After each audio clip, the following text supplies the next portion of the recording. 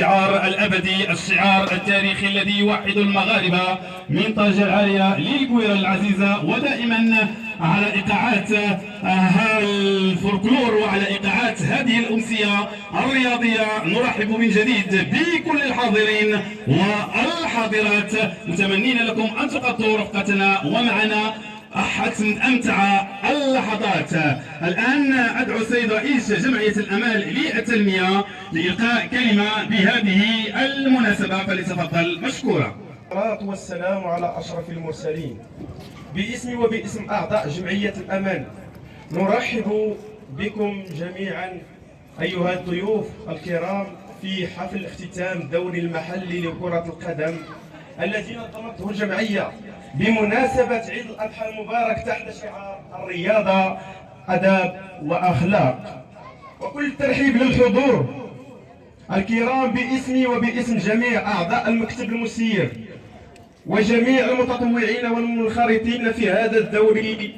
ومن خلال هذه المناسبة أود أن أتقدم بفائق الشكر والامتنان العظيم لكل من شارك وساهم في إنجاح هذا العرس الرياضي، ونخص بالذكر في هذا المجال أعضاء المكتب المسير والمنخرطين والمساهمين. كما نتقدم بالشكر الخاص لكل السلطات على رؤوسها قائد قيادة تمقروت المحترم، ورئيس دائرة تمقروت المحترم، ورئيس مجلس الجامعة بتمقروت المحترم، وقوات المساعدة بتمقروت المحترمة، ورئيس درك الملكي المحترم.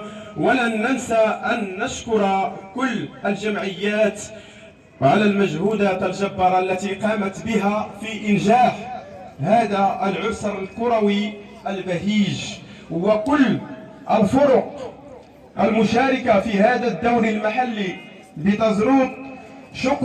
شكر موصول لكل من ساهم بقليل أو كثير ومن قريب أو بعيد. وفي الختام نتمنى من الله العلي العظيم أن نكون قد وفقنا في إنجاح هذا الدوري الرياضي. تحياتي لكم جميعا، والسلام عليكم ورحمة الله تعالى وبركاته. جمعية الأمل على هذه الكلمة المقتضبة.